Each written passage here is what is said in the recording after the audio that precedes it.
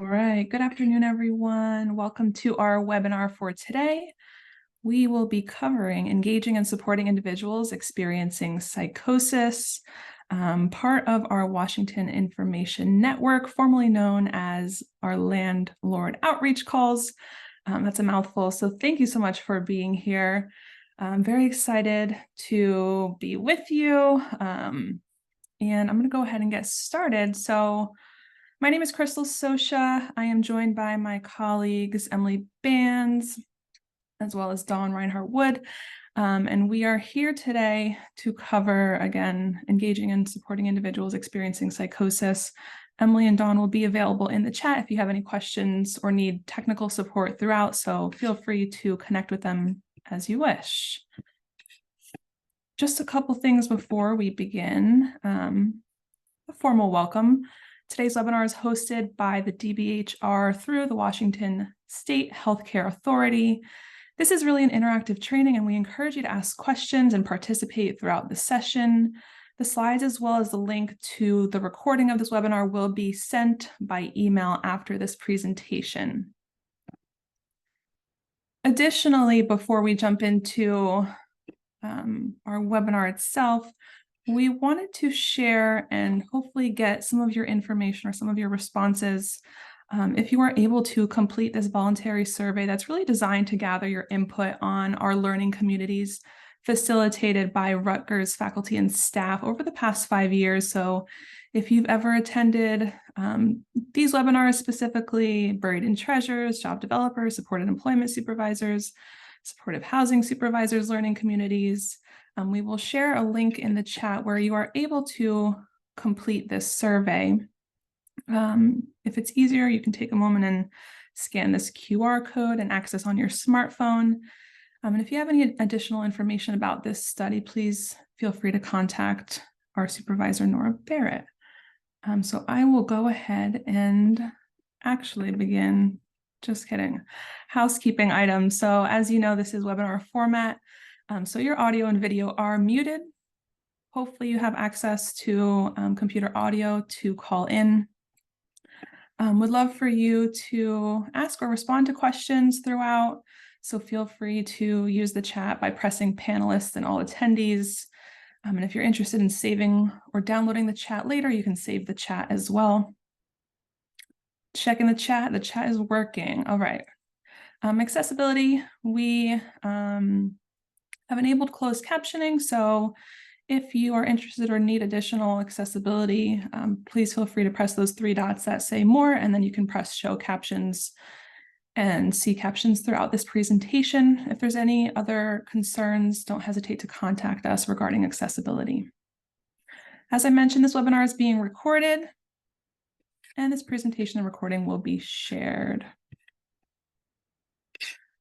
So jumping in to our learning objectives, we'll cover a lot today, and I'm hoping, again, that this can be as interactive as possible. So we'll just start with a basic overview.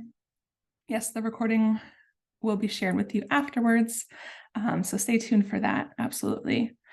Again, just defining psychosis. We'll understand some of those early warning signs and symptoms. We will examine some skills-based interventions to support individuals experiencing psychosis. And then we'll review some resources available that offer additional support if you're interested. Much of this presentation was really inspired by Dr. Javier Amador's book entitled, "I'm Not Sick, I Don't Need Help." And maybe that's a phrase that you've heard quite often working with individuals served. So keep that in mind as we go through this presentation. And so starting off, I'm just checking in with all of us. If you're able to access the chat, let me know what word comes to mind when you hear the term psychosis.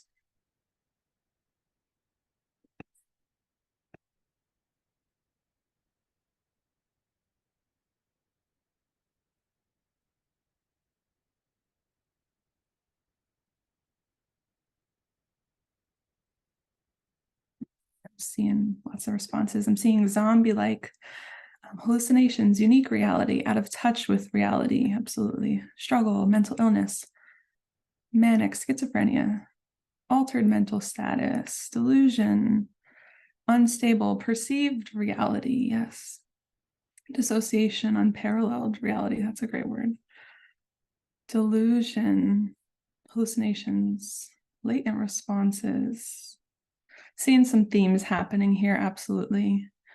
And there's so many different levels to this, and we'll speak to the definition more specifically. So I appreciate us kind of getting a sense of what comes to mind for us. Hopefully that either expands your knowledge throughout this webinar, or you get a better understanding throughout this. Experiencing a separate reality, duality, trust, unreasonable fear, anger, distrust, confused. Yes, so there's a lot of things that come to mind for us. And even with that, maybe you have a person that comes to mind, maybe you have a specific experience or event that comes to mind with this as well. And absolutely, Diana, sometimes induced by something, for instance, substances, confusion, overstimulation, absolutely. Yes, so there's so many layers to what this really means. And I'll jump into a little bit further. So oftentimes we do hear a lot of myths and misconceptions about psychosis. Melanie says disconnection from reality that affects thoughts, emotions, perceptions, and behavior. Wonderful. Yeah.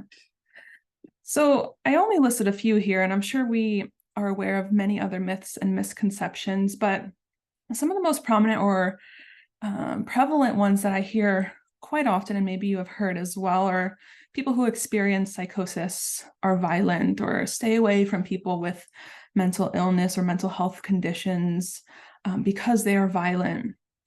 And I can't say virtually every study, but several studies speak to the fact that individuals with serious mental health conditions are often actually victims rather than perpetrators of violence. And people with a psychotic disorder, or people who experience psychosis, similarly experience that level of stigma and discrimination based on some of these maybe social media perceptions, and all those myths and misconceptions from people around them.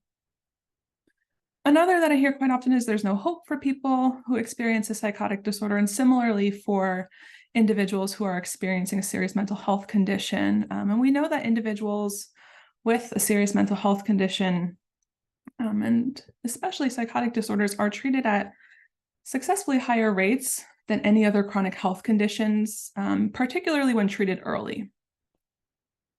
So we'll talk a little bit about warning signs and hopefully the importance of engaging and interacting early on.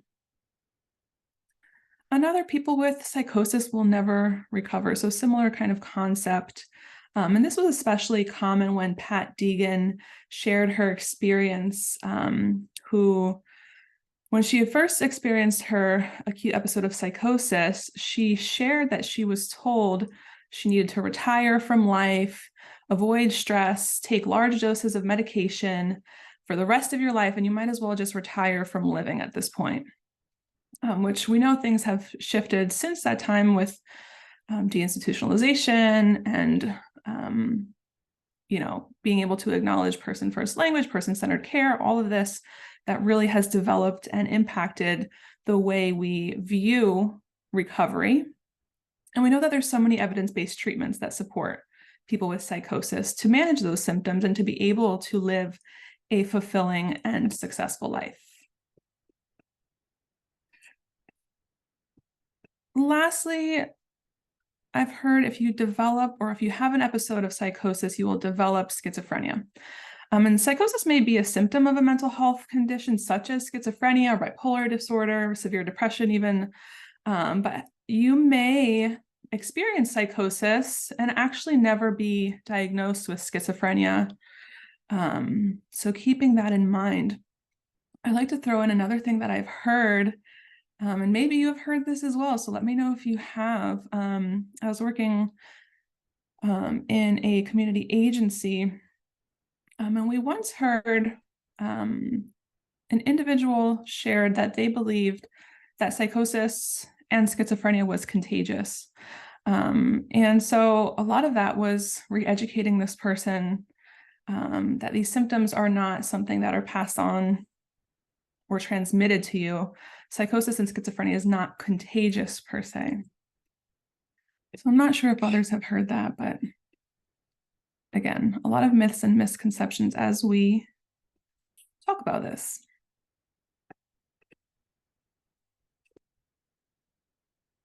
So just a couple facts and statistics. We know that around 3 out of every 100 people will experience a psychotic episode.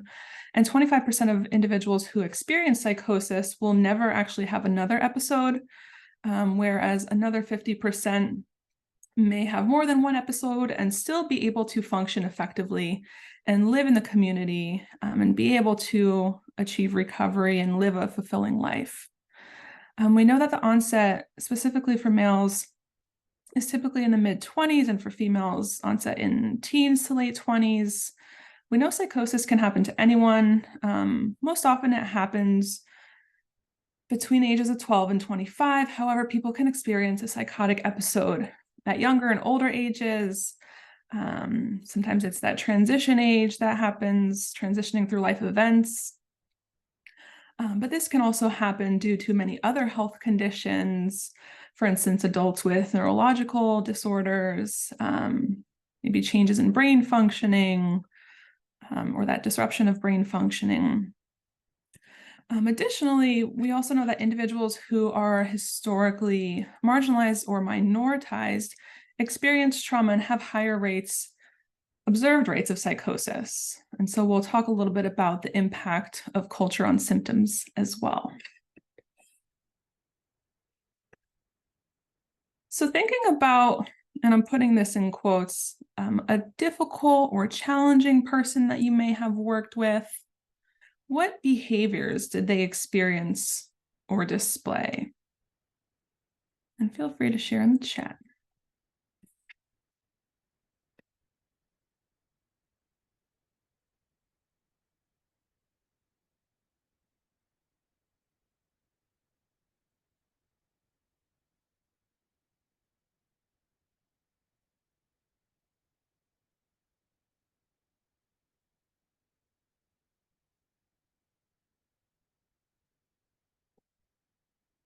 Seeing lots of responses. Maybe again, we've got someone in mind, maybe someone that we're struggling with at this point. Lack of insight, suicidal ideation, rapid disjointed speech, suspiciousness, combative, irritable, not redirectable, extreme aggressiveness, agitation, reliving their past trauma, avoidance, distrust, racing thoughts, fixation on thoughts, banging head on table or wall or window almost to ground themselves, or eye contact. I'm frequently saying, I don't know, shrugging shoulders, seeing, hearing things, emotion swings, childlike behavior, yelling, paranoia pacing, seeing a lot of paranoia, convinced that they are in danger. Quote, they are going to kill me if I don't do X, Y, and Z. Delusions, disorganized. Accusing neighbors or landlord of installing cameras in the apartment, breaking into the apartment to steal things. Excuse me. Yeah, I'm hearing a huge theme of distrust. The reality they were experiencing was all consuming. There was no ability to trust what I was saying and trying to bring them back to reality. Absolutely. Refusal to return to their apartment if they think it's unsafe. Reporting people in their apartment. Want to hurt them when no one else is there. Yeah. So we are doing really hard work, and we have seen and witnessed individuals who are really struggling with their symptoms. And maybe it's even more challenging for us to figure out, what can I do? How can I help? I'm struggling with redirecting this person. I'm struggling with supporting this person. So we'll get into that momentarily.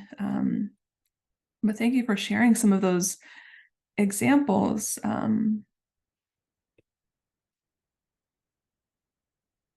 Seen a couple others come in, and I don't want to miss any.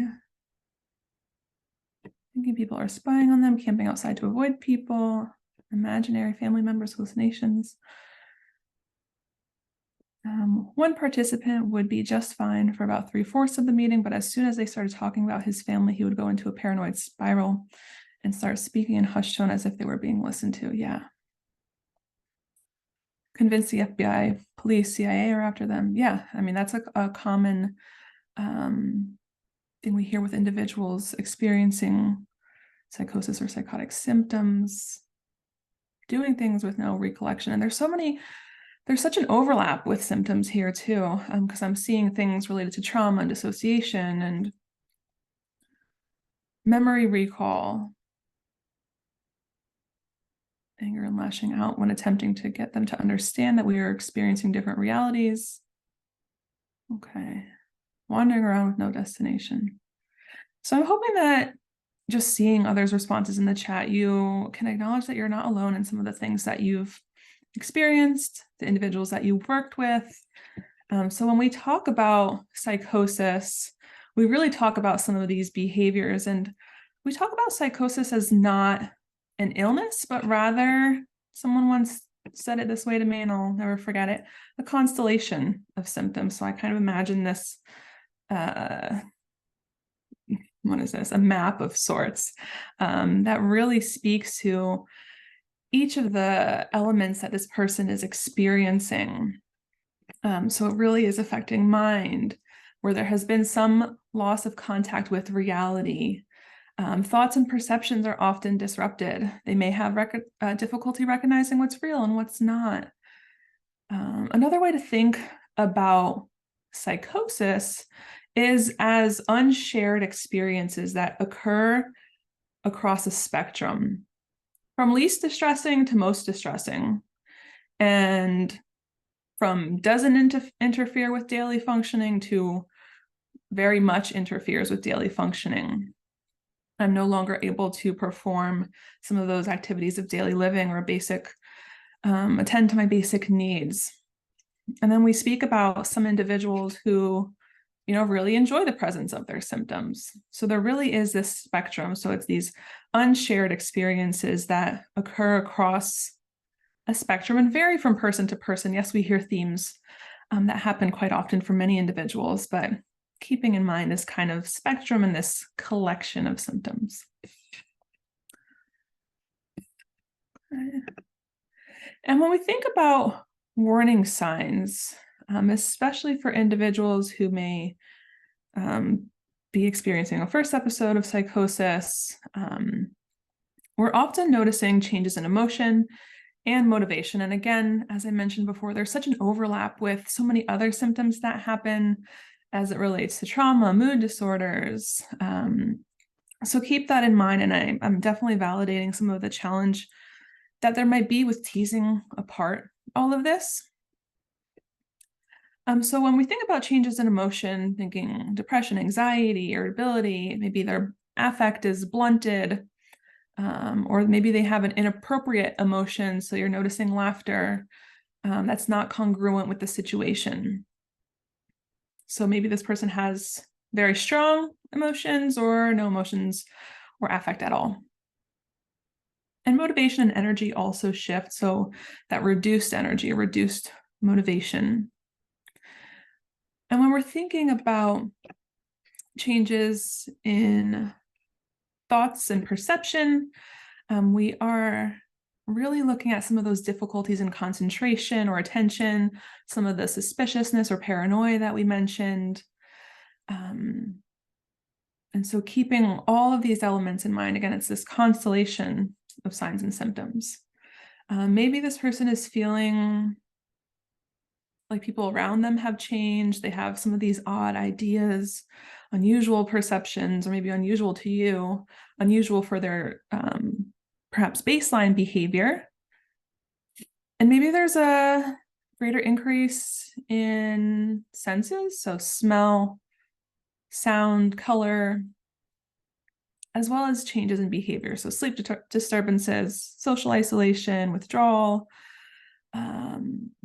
Maybe they're not able to carry out those day-to-day tasks, whether that's at home, at work, at school. Maybe they're not able to meet with you. Maybe they're struggling with keeping appointments with you.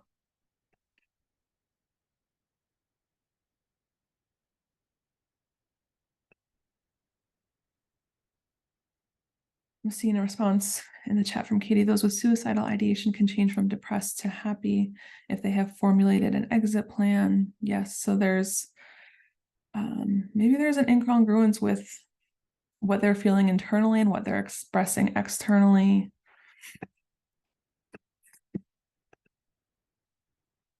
More specifically, when we're talking about, again, these signs and symptoms of psychosis, we talk about some of the following that NAMI really covers, again, as this collection or constellation of symptoms. So we're looking at some of these today, and it doesn't necessarily encompass everything, but hopefully, in a way, categorizes and makes sense of all those difficult situations or experiences that we shared. So the first being feeling something's not quite right. Maybe this is, this person's thinking their brain isn't working as it should. They're not able to do those daily tasks. Feels confusing, brain's playing tricks. They're experiencing things or feeling things that others don't. Similarly, we're connecting this to then some of those jumbled thoughts and confusion. So that trouble with focus and attention. Having a sense that the world or other people aren't real, or again, that connects to those delusions and hallucinations. And similarly, all of these really do overlap and connect. Maybe this person is experiencing fear, paranoia, worried that others are thinking bad thoughts about this person, worried that this person is being followed, worried that someone is stealing items in their home, worried that they're being watched or followed. Delusions and hallucinations. So we're talking about with hallucinations, the seeing, hearing, feeling things that aren't there, whether it's voices, sensations, unexplainable feelings, seeing glimpses or objects of people that are not there, distortions. I had once worked with someone who had shared, he was an artist before the onset of his symptoms, and really actually ended up enjoying the symptoms that he experienced after some time with kind of understanding what is happening for him. So this person really had a little bit more insight into the symptoms that he was experiencing.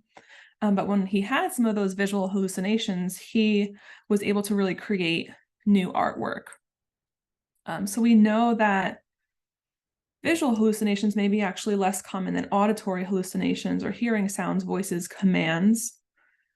Some people describe it as an exaggeration of things, like when there's a cat, they're seeing a lion. I gave this example last time. I guess it's a more relevant example. The Barbie movie of Barbies coming to life. So this kind of exaggerated sense of perception, but it could be more subtle, like noticing shadows fleeting. And there also is kind of this normal level of psychosis or symptomology. But additionally, I've also heard individuals who have experienced voices louder. They've experienced the voice of their mother, a voice of a friend. Maybe it's your voice that they're hearing, and it's actually, saying really nice, kind things to them. And again, it's really this continuum that we look at. So really getting a sense of what this person may be experiencing and acknowledging the varying levels of insight that happen for this person. With delusions, again, some of the things that we mentioned, so believing external forces are controlling their thoughts, maybe thinking that they have special powers, they're on a special mission. A lot of these things that we mentioned as some of the examples in the chat. Declining interest in people, activities, self-care, so that withdrawal element, and then that difficulty communicating. So maybe this is more of a perception by you or the person working with them or family member or loved one that you are having a hard time understanding this person. This person could be very vague or tangential or overly abstract, and they can't really keep a single thread of conversation. So you're having a hard time really following their thought pattern.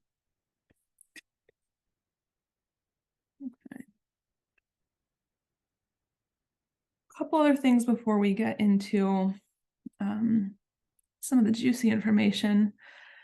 We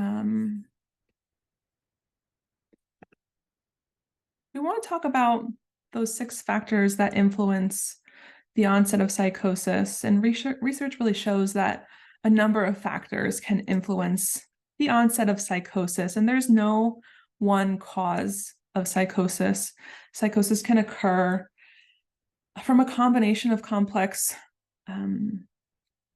factors, including genetics, stressors, trauma. For older adults, psychosis can occur, again, as part of growing older with age, Parkinson's disease, Alzheimer's disease, and related dementias. So we talk about these factors, including situations. So we know that there's many situations that can cause stress, increase vulnerability for a person. This could look like death of a loved one, breaking up with a partner, not having enough money to pay bills, homelessness. But this is not to say that people develop psychosis only when things are not going well. Sometimes it doesn't necessarily have a situational connection.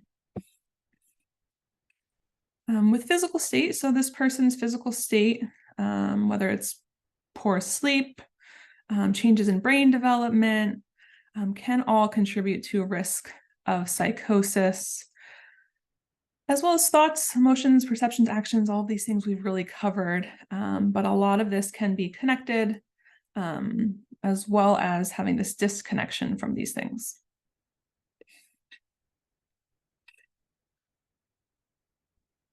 The next piece here that I'm just going to cover, as it's quite important, we know that culture may play a huge role in the mislabeling of an individual. Oftentimes, individuals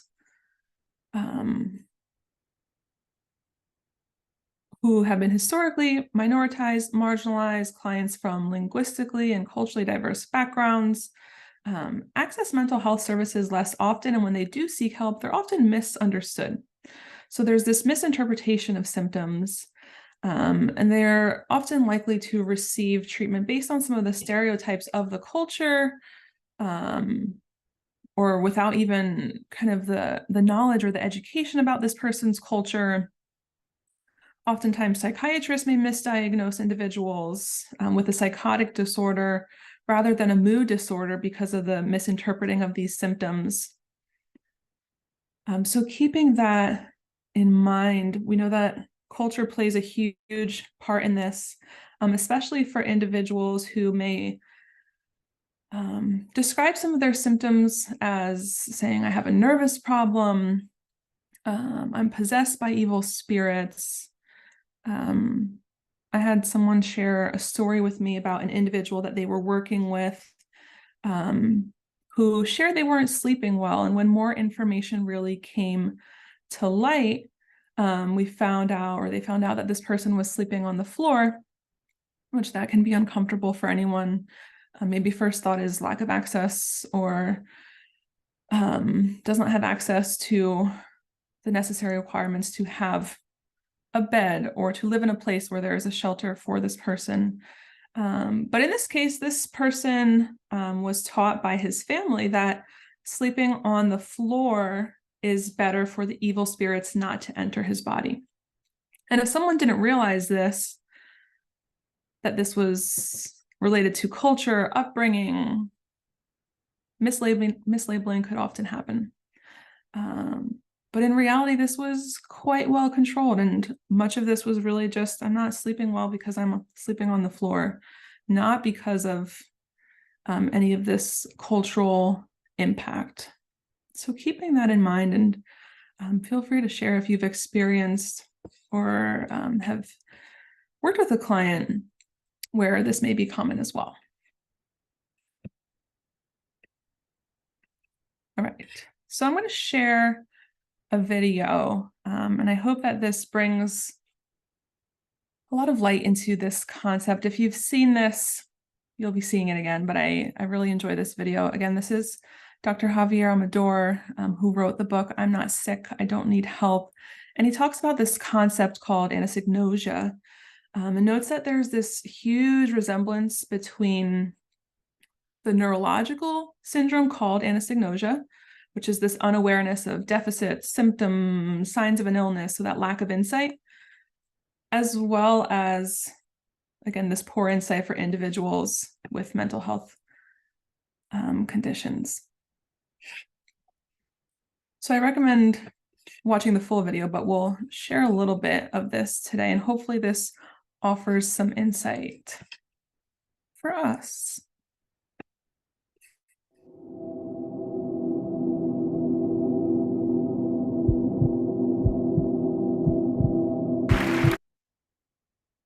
You raise your hand if you're married.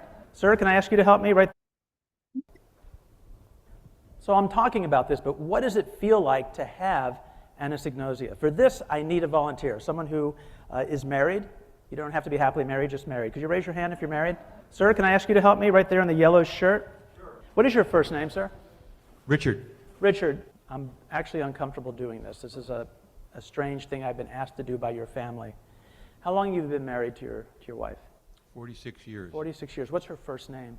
Eleanor. Eleanor. And where is she? In New York City. Yeah. I've been asked to do an intervention with you. You're not actually married to Eleanor. I have restraining orders backstage. I can bring you back here and show them to you. Eleanor and her husband and family have been stalked by you for at least 20 years, I'm aware of. If I showed you those restraining orders, would that help you to understand? I don't think so. You don't think so? Shh, no laughter, please. Would they convince you? No. Okay. When you leave here, when you go home, where will you go? To my house. To his house. Is that the house Eleanor lives in? When she's here in Orient, yes. Yeah. Well, the neighbors see you, they call the police, and you end up in front of a judge. It's called a diversion court. And the judge says, Richard, I have really almost 10 years of paperwork here on you, on your rap sheet. I understand you have a mental illness. You believe you're married to this woman, Eleanor. You violated the restraining order again by going to her home. Now I'm the judge. I'm going to give you a choice, Richard. You can go to the hospital, and we'll adjourn your case of trespassing. And by the way, let me ask you something, Richard. When you went to the house and the police showed up and told you you weren't married to Eleanor, this was not your house, do you think you would resist going with them? In all likelihood. In all likelihood. So I'm the judge again. So Richard, I have also a charge of resisting arrest here. So I'm giving you a choice. You can go to the hospital. We've arranged something here close by and get some psychiatric help, and in 6 months we'll review and maybe dismiss these charges. Or you can go back to jail and we'll have an arraignment on Monday morning. You'll spend the weekend in jail. What would you like to do? What do you think you'll do? Hospital. Hospital. Wonderful choice. So you go to the hospital, they relieve you of your clothing, they put your personals in a plastic bag, then they give you your clothing back, they take your vital signs, they offer you medication. This one here is for the delusions that you have, this one here is for anxiety, and this one here is for side effects. The nurse gives you the cup. What do you do with it? I would take the medication. Okay. How long would you take that medication? If you were there for 2 weeks, would you take it every day? I would. Wonderful. So then they can write a great report to the judge. This patient is adhering to treatment. Let's fast forward now, because they don't let you go back to your home. They want to send you to a group home to be with other mentally ill people. Do you go? Probably not. Probably not? Where do you go instead? Probably not. Probably, if I don't have a home to go to, I'd probably live in my car. 10 years, 5 years go by. You never see Eleanor again. You never see your home again. Do you think you'd come to understand you are not married to her, that you have a mental illness? I believe I would. In 5 years, really? That's all it would take? Did you propose marriage? Yes. That didn't happen. You really think in 5 years you could come to believe that the memory that you're having right now of that proposal never happened? Or the wedding? Do you think you could be really convinced that all of that was just a dream? Probably not. Yeah. Thank you for your help. Can we thank Richard for helping me? Thank you. All right. Any thoughts or reactions to that video? If this is the first time you're seeing it, open to what kind of impact this may have had on you. And again, keeping in mind anosognosia really is this lack of insight, unawareness, which again is often found in individuals with serious mental health conditions.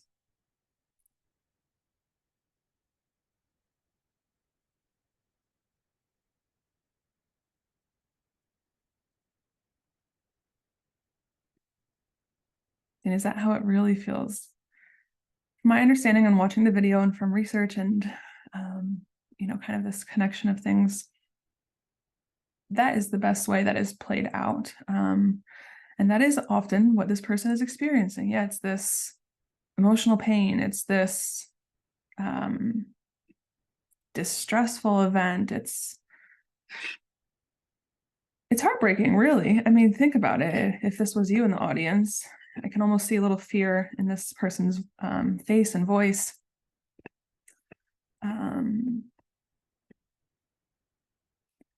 And so absolutely it brings up a lot of fear, a lot of distrust. And Richard was very adherent to what Dr. Javier Amador was saying. Yes, I'll go to the hospital. Yes, I'll take the meds. But how often does that really happen for the individuals we work with? The likelihood that this individual continues to experience this lack of insight that he's not really married to Eleanor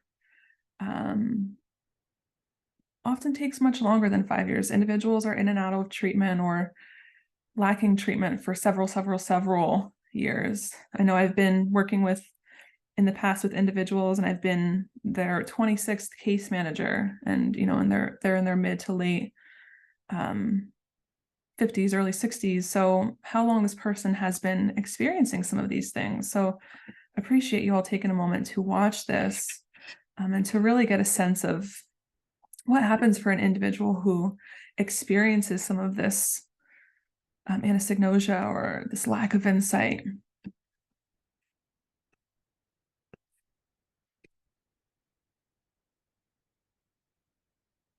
So it makes them really question everything, every memory, every feeling, every moment, how unsettling that can be. Absolutely.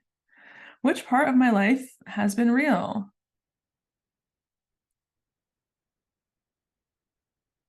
And Dawn says, imagine experiencing that, such a lonely and scary feeling. Absolutely.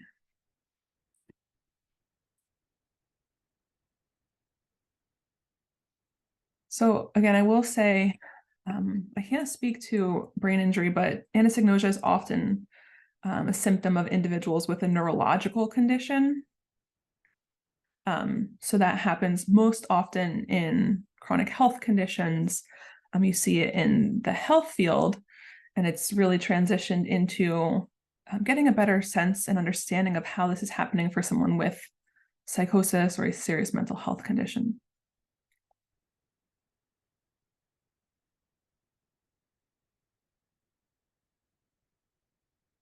Laura, you make a great point. Worked with individuals with bipolar and mania. And it's so hard to tell them you think that they are maybe in a manic state experiencing mania because they feel great. They're saying this is the best I've felt in years. How can I be sick? Yeah. And that really speaks to even with individuals with psychosis, some individuals really enjoy their symptoms. As I mentioned, the person who was an artist that I worked with would almost really take moments throughout the day and draw all the hallucinations he's experiencing and really enjoyed the interaction that he had with his symptoms. Allison, I don't want to lead you astray with the concussion, but again, much of this was really found in the health profession.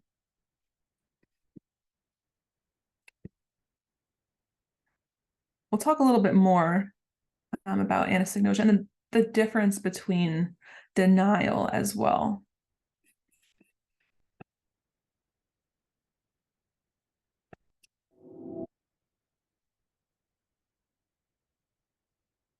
Seeing some comments in the chat. Someone exhibits signs of anosognosia during a trauma-initiated series of events. I haven't done specific research on trauma and anosognosia, but I can imagine it being kind of a similar experience, especially when we think about dissociation, that loss of contact with reality, maybe depersonalization, derealization. But I don't want to speak without having solid research behind that. But yes, there's so many events that really contribute to how a person experiences these symptoms and how these symptoms are then seen to an individual, perhaps you or another person working with them, family member, loved one. And I highly recommend reading this book. So a couple other things, and then I'll stop talking about some of this history, and then we'll get into how to engage, because that's what we're really here for. But this is just an image from Dr. Amador's book. He shared people with anosognosia are frequently found to have lesions or damage of one kind to their brain, whether that's often in their frontal lobe. So again, much of this research has now been transitioned or since then to individuals with serious mental health conditions. So what you're looking at here, just to give a little context, this was done by someone named George, a 71-year-old man who had suffered a stroke, who was asked to draw the clock on the left side of this screen and transfer it and mirror it onto the right side of the paper. And before drawing that clock, he was asked, do you have, or do you think you would have any difficulty copying this picture?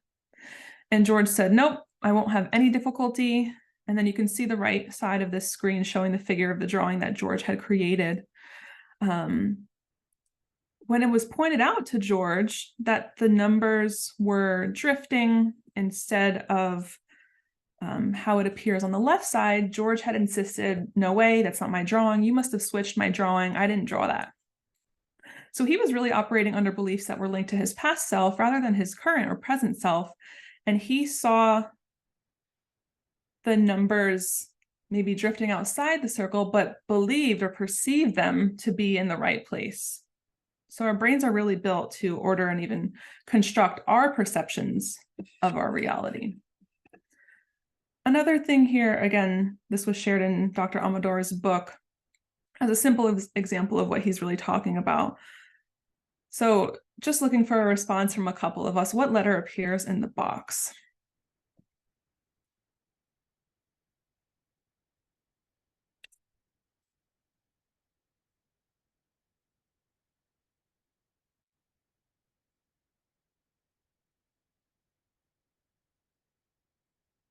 Yes, okay, I'm seeing E. If you saw E, you're likely the majority of people who respond to this question and given this task, they see the same thing. But then what Dr. Amador talks about is you're not really seeing the letter E, you're seeing two right angles, a box-like version of the letter C, and then a short line disconnected from the longer one. But you'll likely answer E because you perceived the letter E. So this visual processing and memory circuits of your brain then close the gap for you so you could answer that question.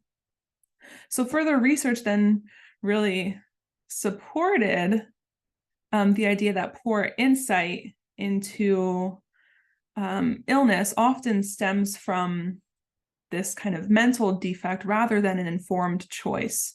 So the point here being is that a person isn't actively trying to be difficult. And we know that we can't build insight into someone by hitting them with the head, with the same kind of feedback over and over and over because of their altered perception of reality. So this outdated idea that severe and persistent problems with insight is due to someone being stubborn or in denial really stems from a neurological defect. And just to cover again, so for those of us who may be struggling with understanding this anosognosia versus denial, so anosognosia really is this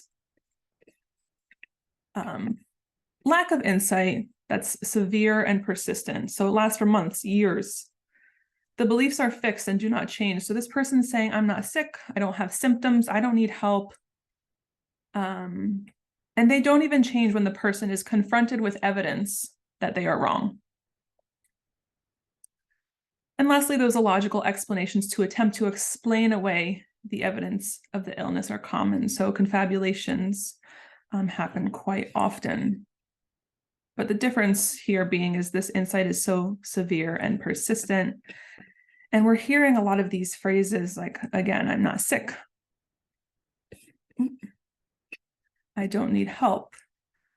I don't need to take my medications anymore. I'm fine now. I told you I'm not crazy. No one ever believes me. What are some other things or phrases that you may have heard for an individual who may be experiencing something similar?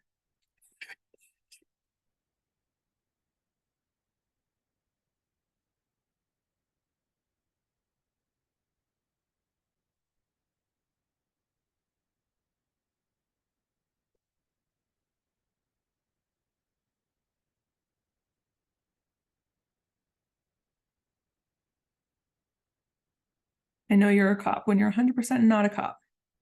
Yes, your role is probably to support this person and likely the opposite of an authority figure.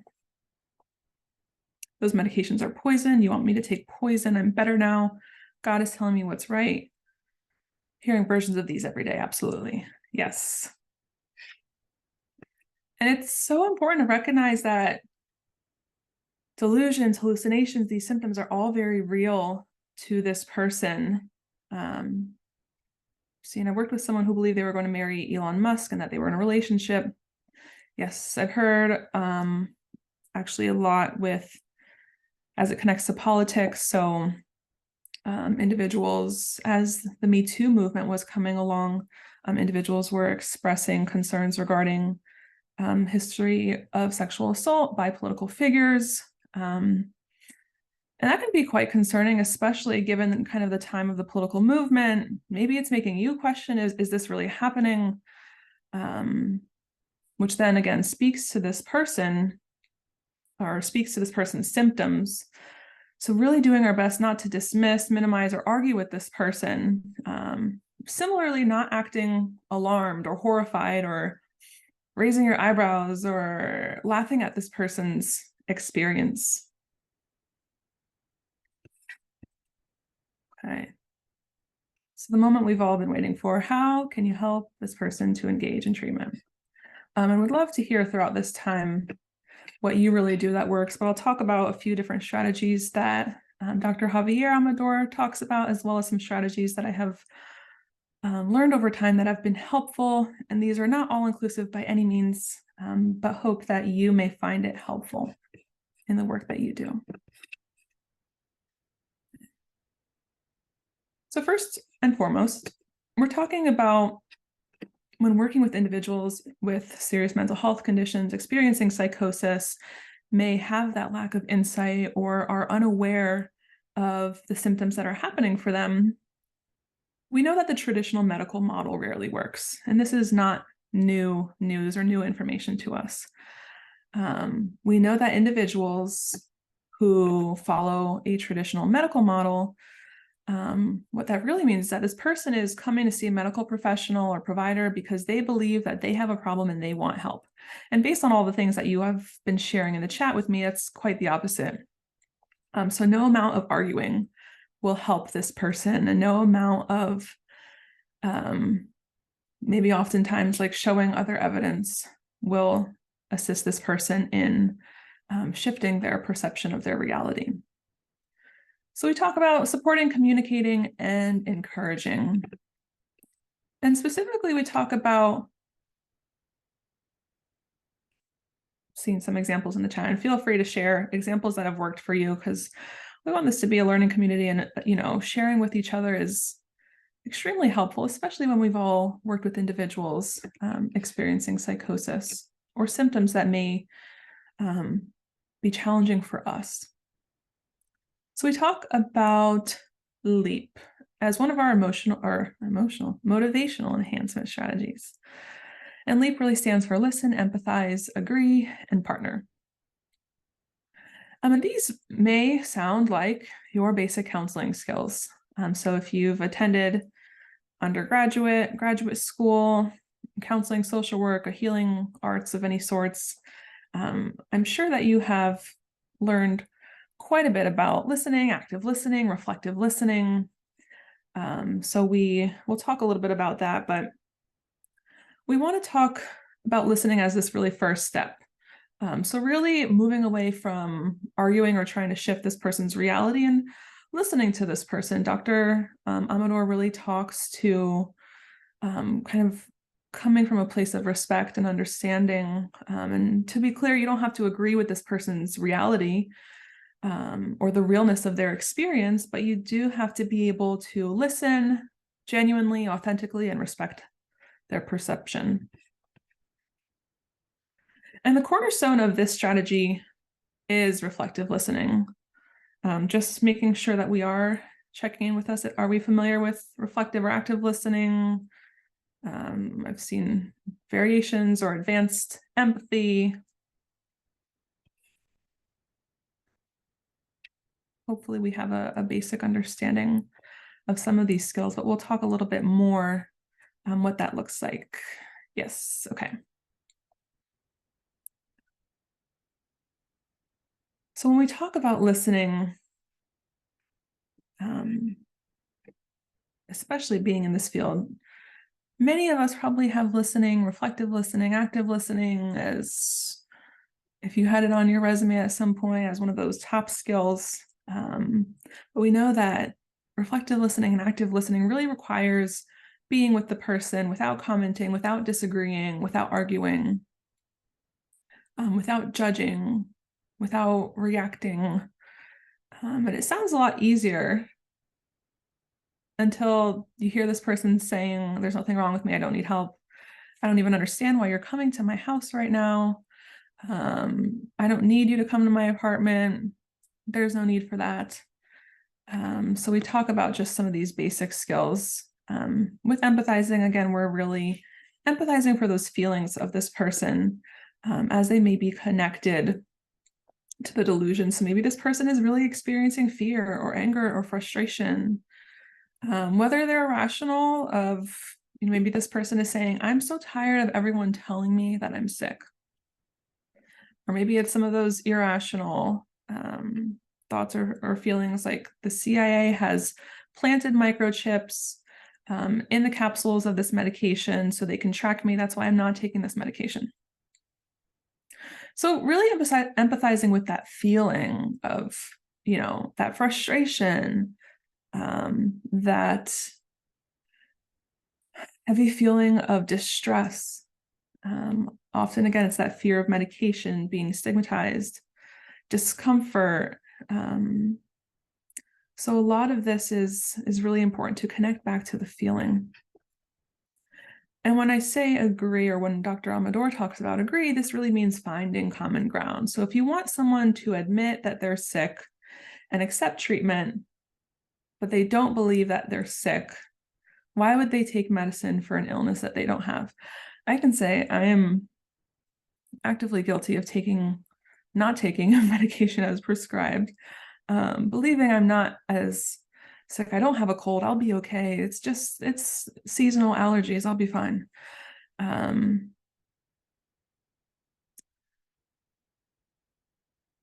Yes. So you're really becoming a neutral observer. You're identifying things that you do agree upon rather than saying, well, if you just take your meds, you wouldn't have ended up in the hospital. Instead, maybe asking, what happened when you stopped taking your medication? Did the voices quiet down after you stopped? So maybe their response for stopping the medication was, I had more energy, but I couldn't sleep and I got scared. And now we're remembering, okay, this person's felt experience was fear. They were scared. They want to sleep better. And now we're linking back to their goals. They don't want to go back to the hospital. They are afraid. They experience fear when they stop taking their medications. And lastly, partnering. And this is really that collaborative effort where we're finding areas where you can both agree on. So whether, again, that means staying out of the hospital, maybe it means getting a job. Maybe this person knows that, when they're actively taking their medications, They're able to sustain meaningful competitive employment.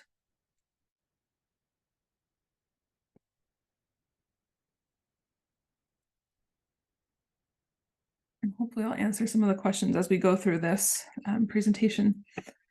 We talk about, or Dr. Amador talks about, these 7 guidelines for reflective listening. So he shares a few really great examples. And feel free to share with each other in the chat throughout, and I'll get to some of those questions as I'm sharing these skills.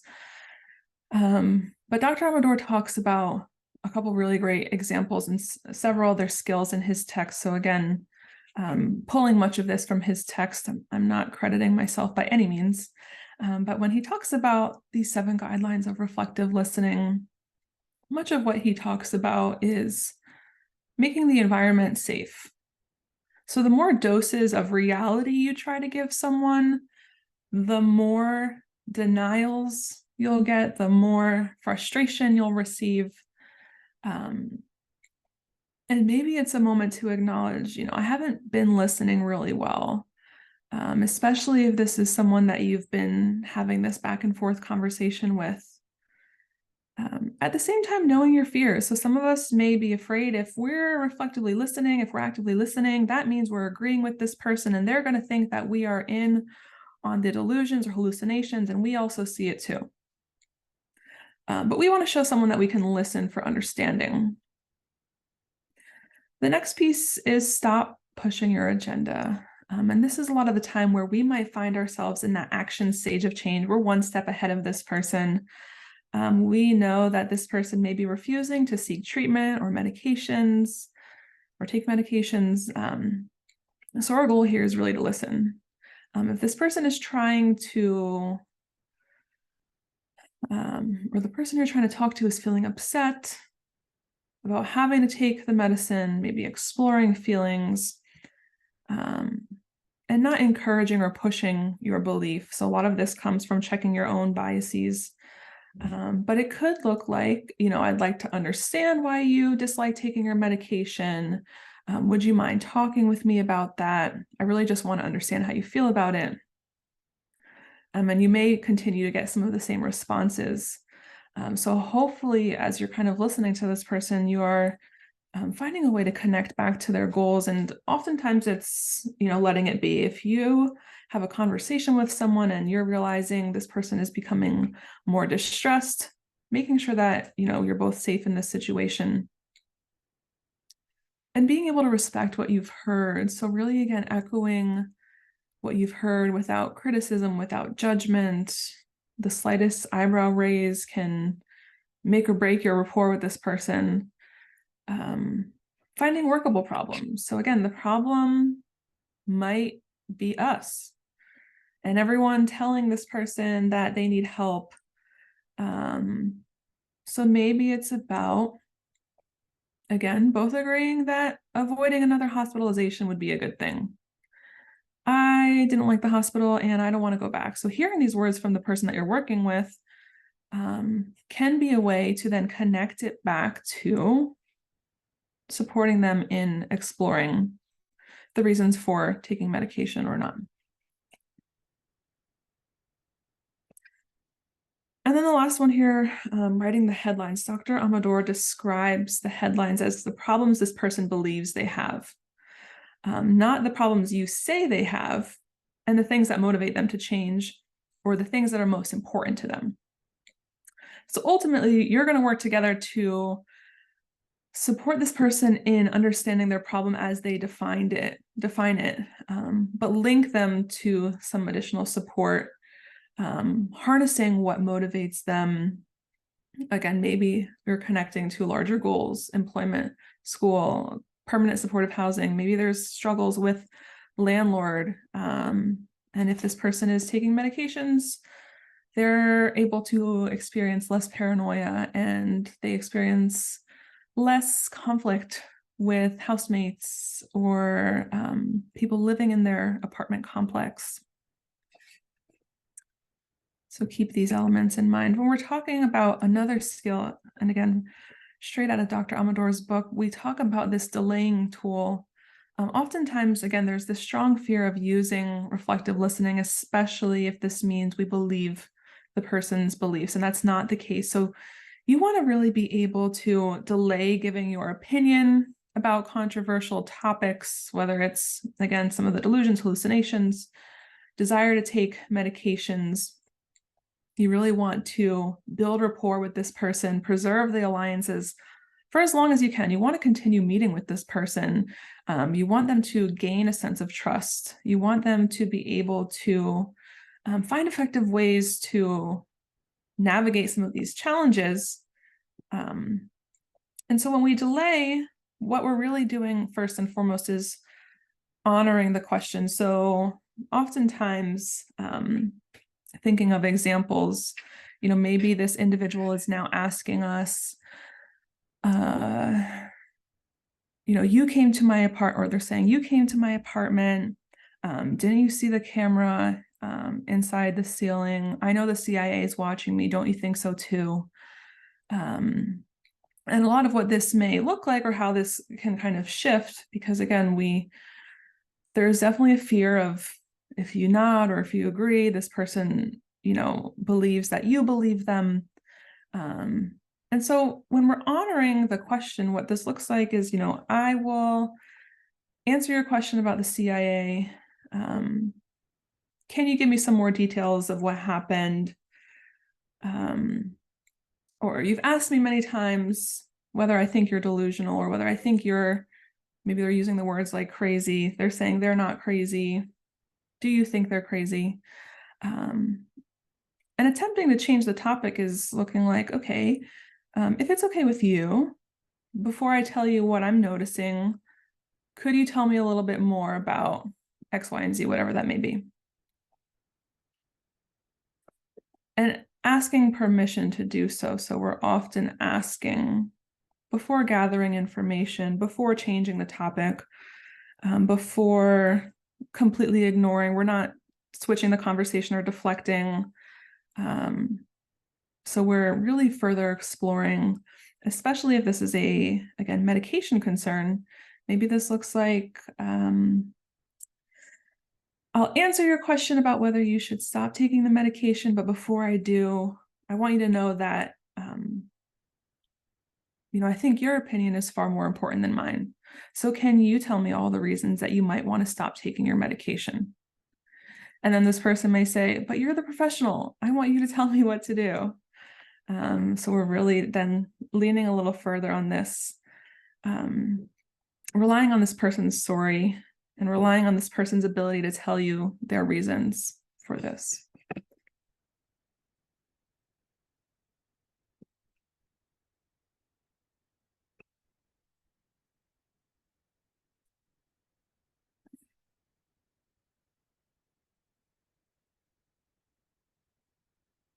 So again, there's many situations, and I'm seeing some in the chat.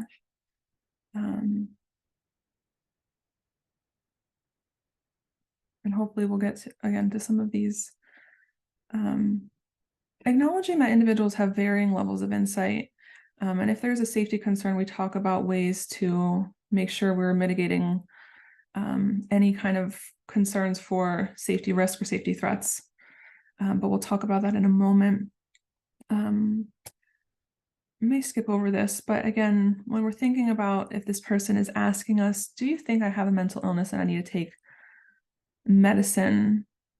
We're really only providing our opinion or our feedback when it's asked for. An opinion that's been asked for carries far greater weight than an unsolicited opinion. So oftentimes, again, we're trying to change the perception of this person's reality. And it's so important to avoid or delay giving your opinion unless asked. So again, a lot of what this looks like is, I'm happy to answer your question if it's okay with you. I want to wait and listen to you some more first to get a better understanding of what's happening for you. Would that be okay?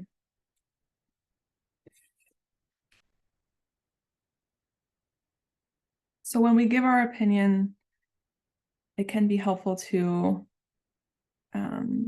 simultaneously acknowledge some of the following. So maybe this looks like, before I tell you what I think about this.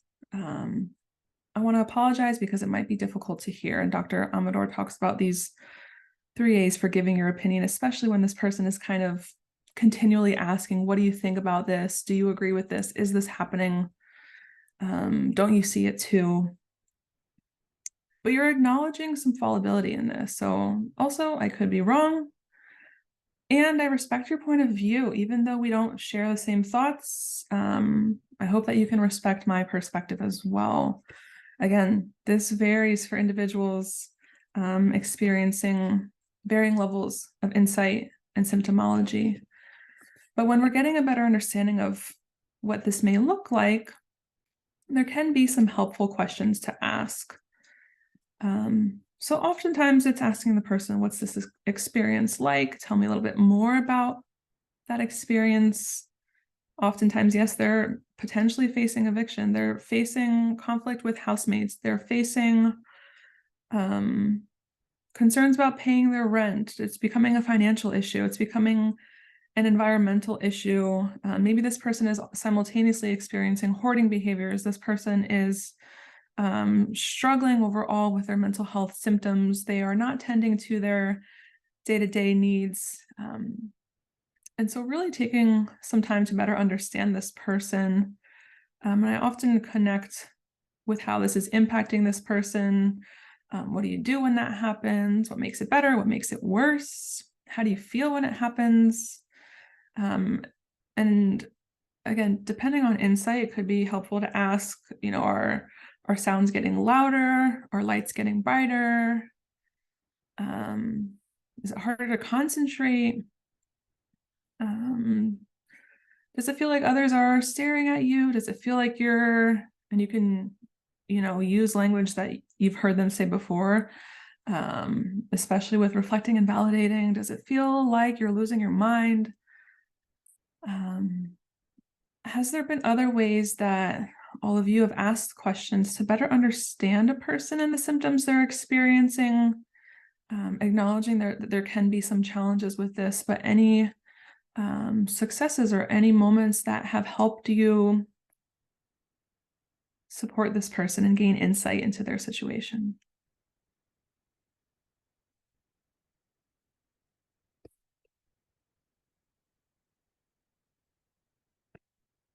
What helps you sleep when you hear the voices?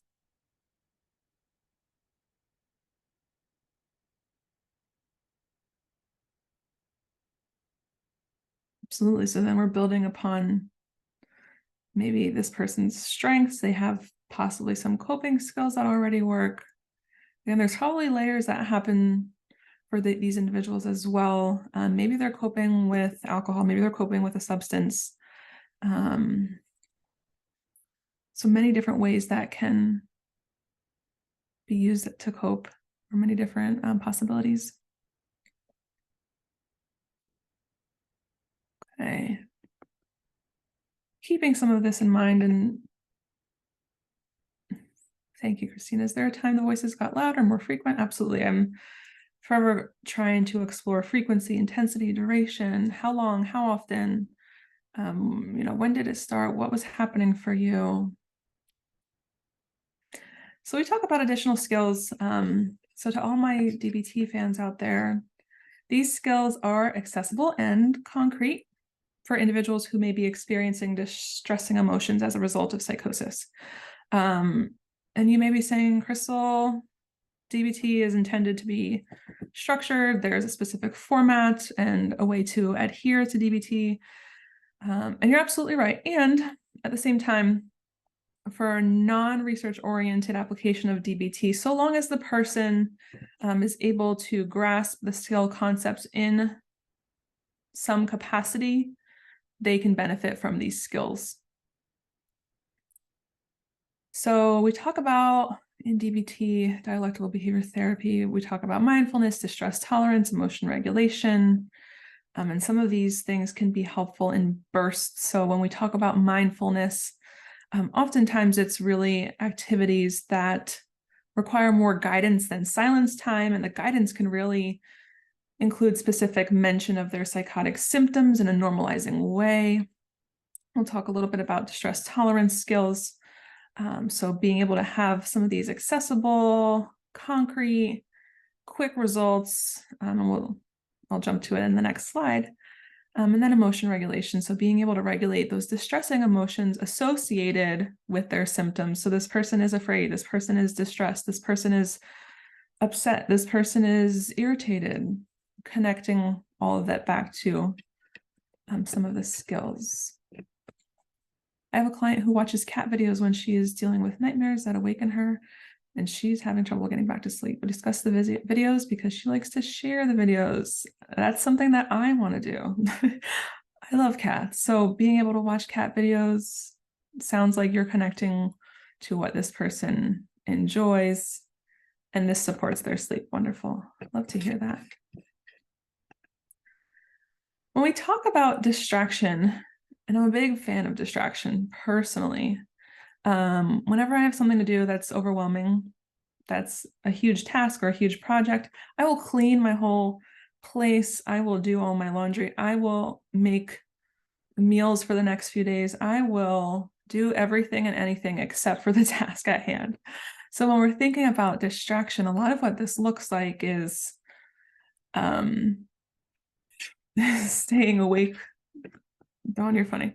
When I watch cat videos, I end up awake till 3 a.m. Yeah, I know. I'm like constantly, that's a distraction, right? TikTok scrolling. I'm all up in social media for hours and hours and hours, distracting me from reality. But distraction can be such a helpful way to help individuals manage some of those symptoms. And again, this was actually, I'll share in the next slide. I had gone to a presentation about DBT specific for psychosis. So all of these skills were shared as a way to help with some of those distressing kind of crisis intervention skills. When we talk about self-soothe, maybe it is those cat videos, maybe it is listening to music, maybe it is taking a hot shower, petting your furry friend, your dog, your cat, looking at nature. And then when we talk about the tip skill, is anyone familiar with the tip skill? Writing down what your fears and anxieties are.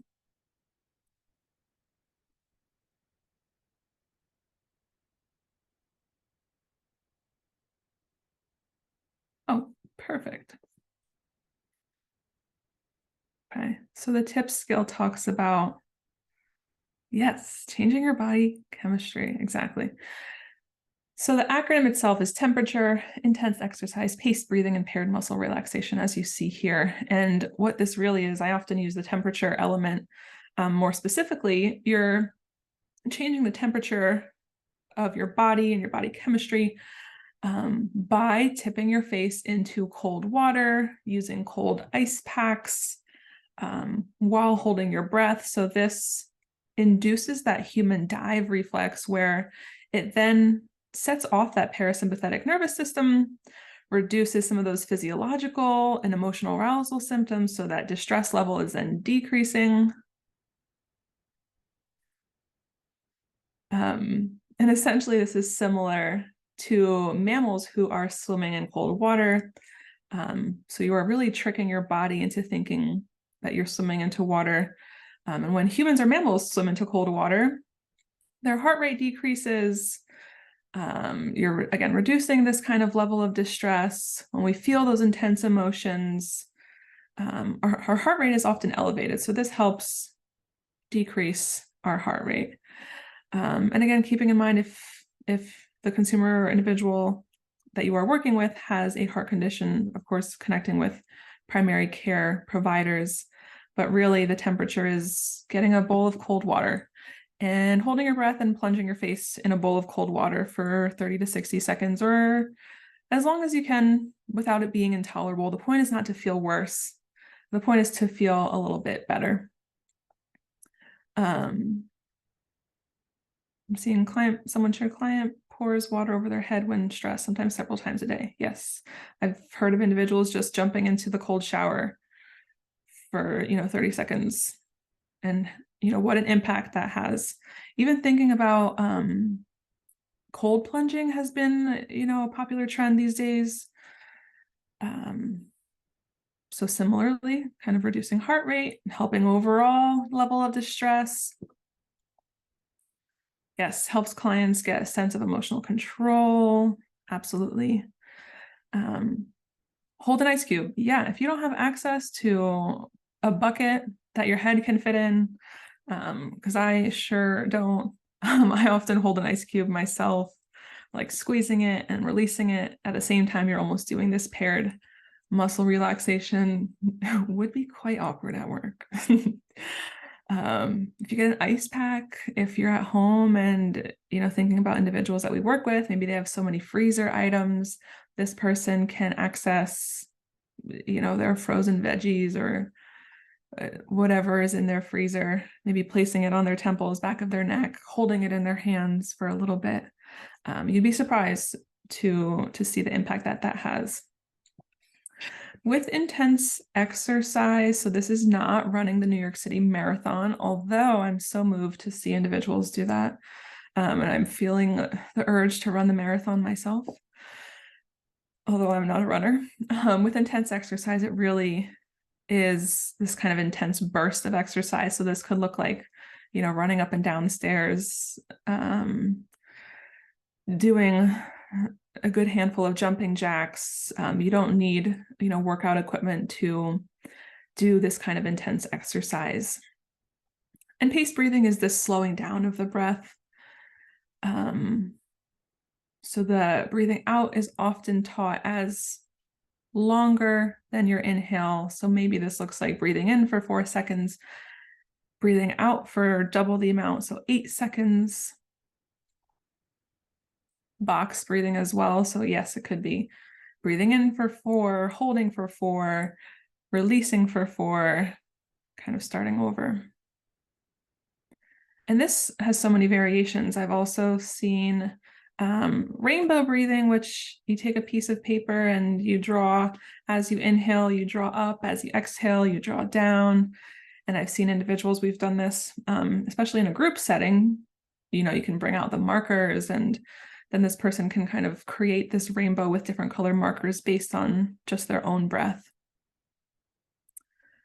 Depending on age group or depending on this person's preference, I've also taught this as like inhaling and sniffing a flower, exhaling and blowing out a candle. And again, I briefly mentioned that muscle relaxation. So being able to tense and relax different muscle groups. This could look like, lifting your shoulders and releasing them. Many of us are probably like sitting with our shoulders up all the time. So what might it be like to just release your shoulders for a moment? And again, these are all teachable skills and easily accessible skills. The last piece is emotion regulation, just as some additional skills to help individuals. Again, much of this really is connected to these intense emotions. So it's oftentimes hard for individuals to engage in goal-directed tasks when emotions are so high. And DBT often, or does, if you have the curriculum, you can actually probably Google a handout. DBT has a list of pleasant events. I believe it's called a pleasant events worksheet or pleasant activity worksheet. It has like 200 and plus different activities that you can do. And it's so fun because you can check off the ones that you are thinking about doing, the ones that you have interest in doing with the person you're working with. And we know that people with psychosis tend to have more difficulty being aware of, understanding, accepting those difficult emotions. So again, I went to this training and they talked a lot about being able to identify that emotion or that urge. So if you're feeling stuck with the emotion, identify what urge this person may be experiencing and how intense that emotion is. And then creating a statement that this person can use to validate their emotion. So whether this person is feeling sadness, anger, guilt, fear, maybe this person has a level of happiness. When we think about those emotions, we want to ask this person, like, how intensely are you feeling these emotions, or what's happening for you? And if this person struggles again with identifying the intensity, you can likely, observe this based on their own body language. So being able to create a statement for this person that they can use to validate that experience of, this could look like, it makes sense that I feel scared based on what happened when I was trying to go to sleep last night. There's nothing wrong for feeling this way. This emotion is natural and it's going to pass. It's normal to feel this way, even if it's difficult to deal with this. Any person would be scared if they were experiencing the things that I do as well. And so that, again, just a quick overview of emotion regulation. But the last piece we want to touch on is those de-escalation techniques. So I saw in the chat just a reference to safety concern. And we, of course, want to make sure that we're safe, the person we're working with is safe. And a lot of what this looks like is some of these de-escalation techniques. So we're talking about silence of, not rushing to fill the void, being uncomfortable with sitting in the silence. I'm so good at sitting in the silence these days. I think people have the urge to speak back, but allowing this person to take time and collect their thoughts. Tone of voice is important. So making sure that we're speaking in a calm, respectful, non-threatening tone. Our facial expression should always demonstrate genuine interest. Being mindful of facial expressions and quick hand movements. You probably don't see my hands below, but my hands go like this when I'm presenting, which I'm grateful for this home setup and my laptop is rising, but being mindful of, if you're a talker with hands, how those quick hand movements may potentially be threatening. Minimal encouragers, and this just looks like, continuing to say, go on, like nodding non-verbally. Door openers, so really encouraging this person to share or expand on the topic, tell me more about that, using those basic counseling skills. Short statements to reflect back to this person, you sound defeated, you sound overwhelmed, you must be feeling so frustrated. And empathic statements, again, all of these really connect, but that must be so hard for you. I can imagine that being really frustrating. All of these things, again, overlap and connect. And we're hoping that, at least one of these skills that we briefly discussed can be utilized with individuals that you work with. So again, just to really wrap up, and I'll share some resources. We know that psychosis is really this collection of symptoms, and there's so many factors that influence this onset of psychosis. I hope that that video on anosognosia was a helpful representation of what's happening for this person and how some of these strategies can be helpful to support individuals experiencing psychosis and struggling with those high levels of distress, of course, transferable to many different symptoms and experiences.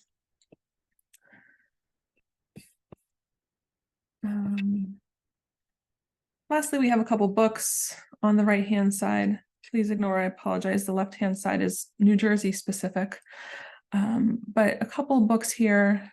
So we have the Dialectical Behavior Therapy Skills Workbook for Psychosis. So that's based on that presentation I shared that I went to, as well as the books that we often recommend when working with individuals who have schizophrenia, more specifically, can be tailored to some of these symptomologies. And then lastly, the book by Dr. Javier Amador of I'm Not Sick, I Don't Need Help. Much of the skills that I shared today were directly from that book, and there's so many more.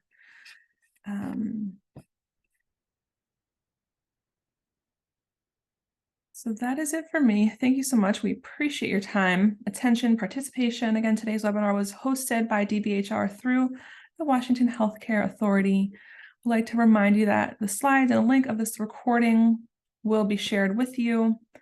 Don't forget to check out our Foundational Community Supports newsletter for all things FCS and upcoming events. And if you have any questions on becoming an FCS provider, there's a contact number here as well. So thank you so much for being here. I hope that this was helpful, even in the slightest way. Here's my contact information if you have further questions. But thank you all for being here, and hope you have a wonderful rest of your day.